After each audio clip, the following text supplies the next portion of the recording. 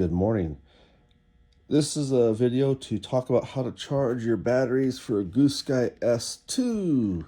My daughter got one of these for Christmas. I'm going to send her this battery charger right here with these leads, and I figured I'd do a quick video so Sarah can see how to charge. So Sarah, Liam, this is videos for you guys to kind of help you understand how to charge your batteries and some charging safety items. First things first, let's talk some basics. So the batteries that you got with your Heli is probably something like this. Probably the Goose Sky. It's a 3S750, or you can get like a ManiaX 3S650. So let's talk about what those numbers are. So batteries are basically multiple cells put together to create a battery system.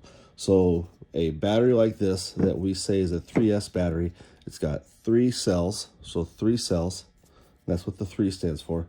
S, to be honest, I have no clue. S stands for cell, S-E-L-L. Yeah.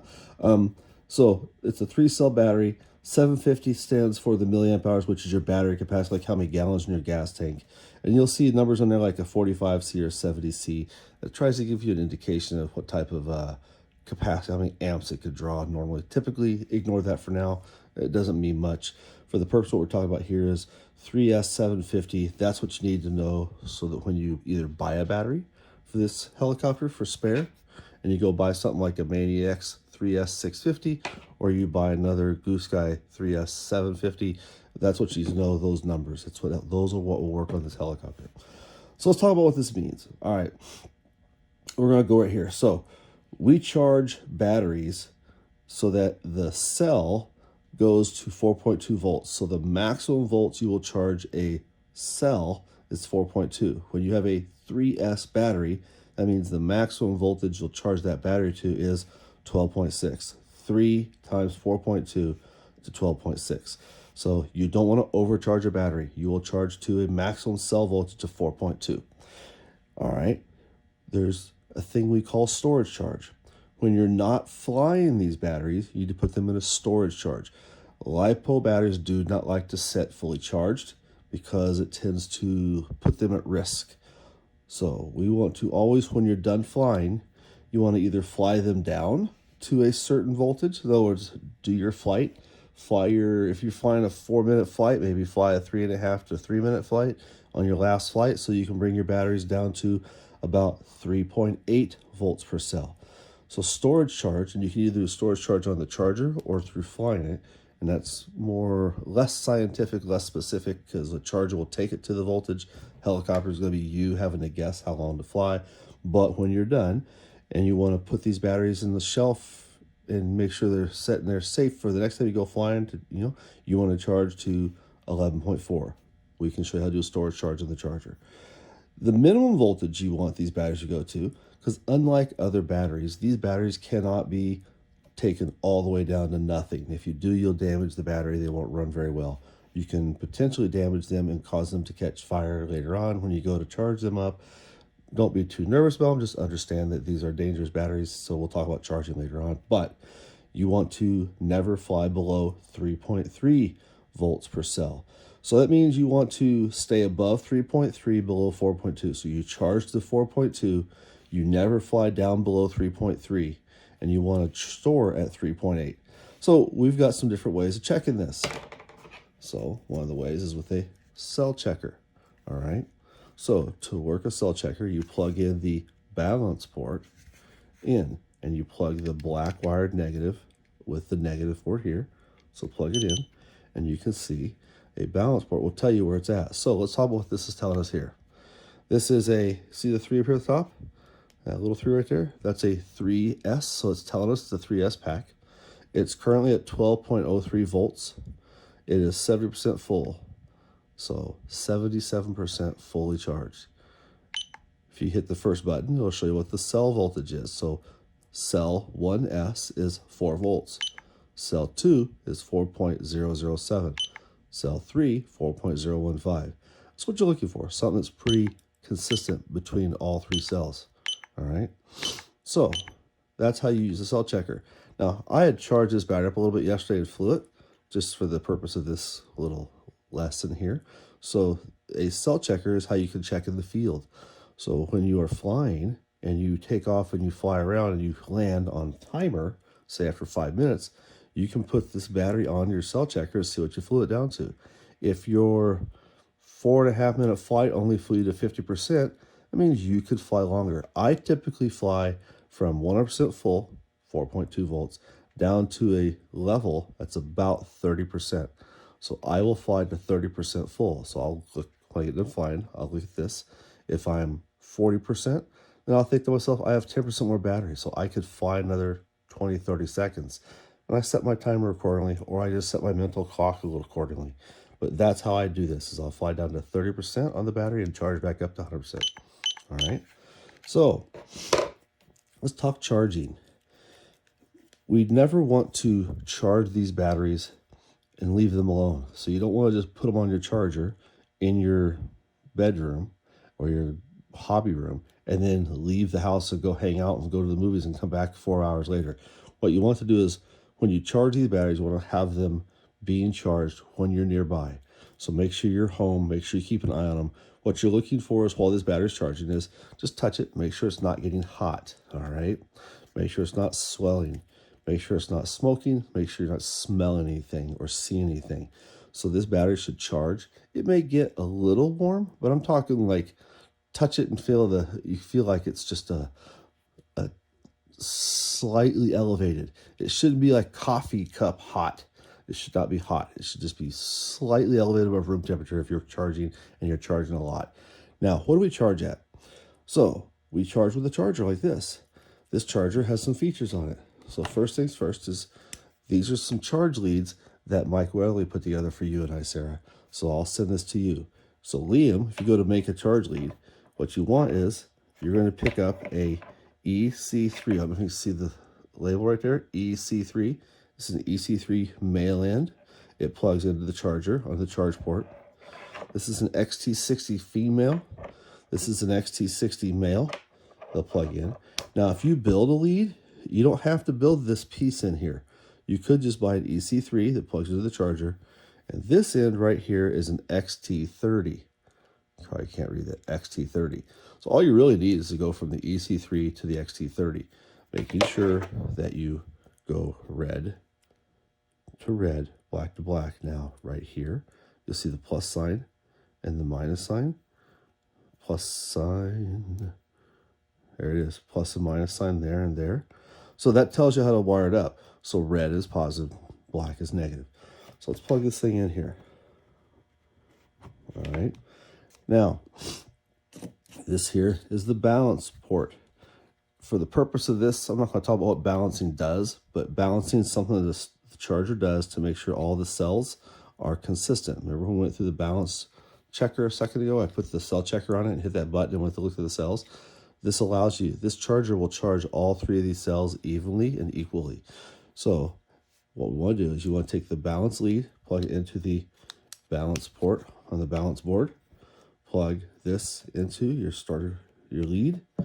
Now we're plugged in. Now you'll notice right here that on the charger, it recognized it. It sees it as a 3S battery. It's telling you what its current voltage is, total voltage.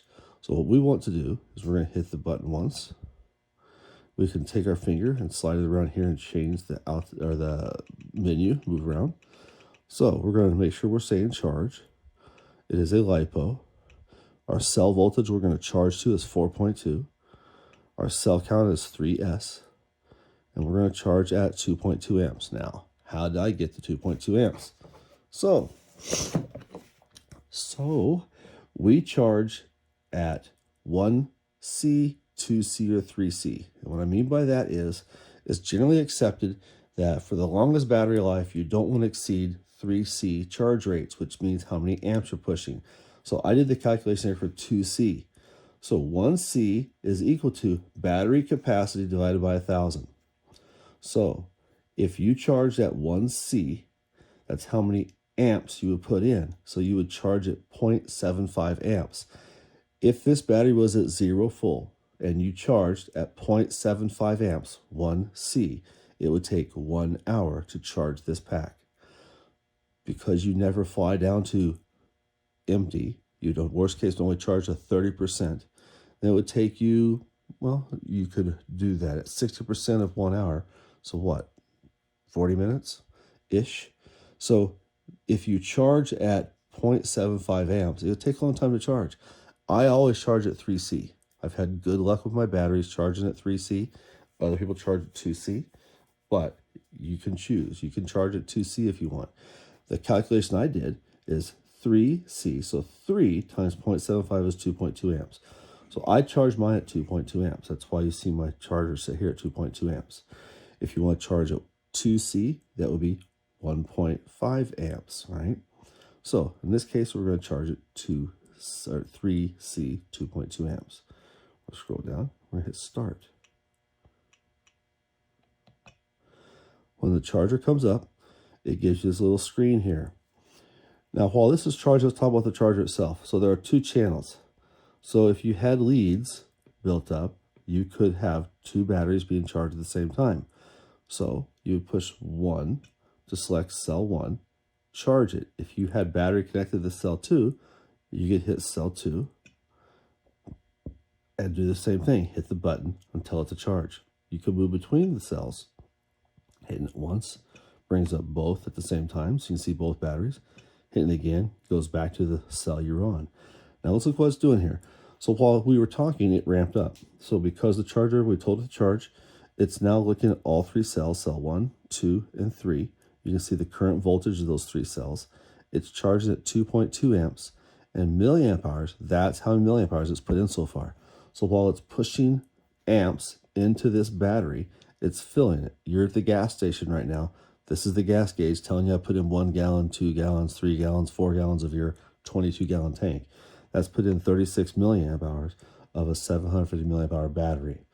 So once again, this number is not going to read 750 because the battery was 77% full when we started charging. All right, now we can sit here and wait until it goes all the way up to 4.2 volts. So you see it's getting close. So we're going to stop it though, because I want to show you what storage charge. So we hit the button again, stop. Now we're going to go to storage charge. So let's say that I've flown and this battery is sitting here at 80-90% full, and I want to put it in storage. Hit the button, scroll up, all the way up, or hit the button again and charge. Go to storage charge. It automatically went to 3.8. See how that went? It's automatically selected 3.8. So you can double check it. 3.8, 3S. It's going to run at 3.8 or 3.6 amps. So it's going to discharge at that. So these batteries, these chargers don't discharge as fast as they charge. Discharging means it has to get rid of heat. These things are not good at getting rid of heat, because the only way it can actually pull amps out is it basically runs a little heater to burn off power, because it has to do something with the power. So I'm going to change this down to 2.2. You don't have to. You can charge at 3 or discharge at that. But I'm going to let it go start. Now watch what it does. It's telling you right now it's doing storage discharge. Hear the fan come on because it's going to start burning off power. And it's going to show how many amps it's drawing. So it's minus 0.4 amps. So right now it is removing electricity from the battery by basically running a little fan. So it has to create a load to get rid of the power. So this is what this thing looks like. So quick summary, you want to make sure you stay in the area while you're storage charge or charging. You are a 3S 750, 3S 650. 3 stands for how many cells. A 3-cell battery pack will max out at 12.6 volts. That's 3 cells times 4.2 to get 12.6. That's max. We charge 4.2. We storage charge at 3.8, and we never fly below 3.3. I never get that low. I don't like to. I want to keep my batteries healthy, so I'll never fly below 30% full. And you can look at your cell checker. I'll send you a link in the video of where to buy one of these, so you can use this in the field to check your batteries, to check your flight time, to see if your battery is full before you fly. That's the other thing. You want to check your battery before you put it in, because if you take off with a battery that's low, you don't realize it, and you fly for 4 or 5 minutes, you could run that battery down super low and damage it. So you want to check your battery before you fly. You want to fly. You want to check your battery after you fly to make sure that you know where it's at, so you can either discharge it when you get home or charge it back up and fly again. You want to storage charge to 3.8, and you want to take this charger here and charge your batteries and go fly your Goose Sky. All right, Sarah, hope you guys have fun. If you or Liam have any questions, just call me. But this is the charger I'm going to throw in the mail for you. And have a great weekend. Happy flying.